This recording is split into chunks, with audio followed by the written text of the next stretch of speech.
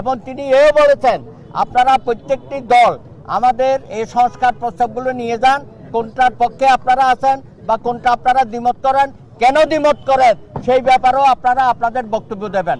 আমরা সেটা ওয়েবসাইটে দিয়ে দেব, যাতে দেখুক যে আপনারা রাজনৈতিক দল হিসাবে আপনারা কতটুকু বিচক্ষণতার পরিচয় দিচ্ছেন।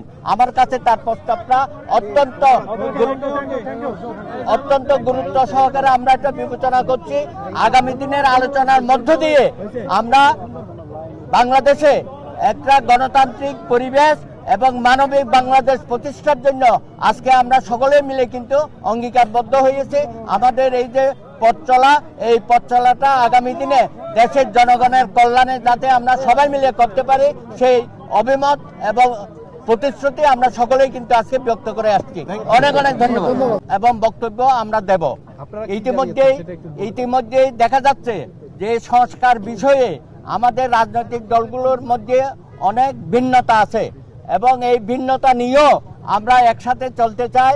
প্রধান উপদেষ্টা বলেছেন আপনারা অনেক বিষয়ে একমত হবেন, অনেক বিষয়ে দ্বিমত হবেন, এটা অত্যন্ত বাস্তব কথা। তার মধ্যে মিনিমাম যেটা ঐক্যমতে আমরা পৌঁছাতে পারি সেই বিষয়টা তিনি অত্যন্ত গুরুত্ব সহকারে বিবেচনা করবেন।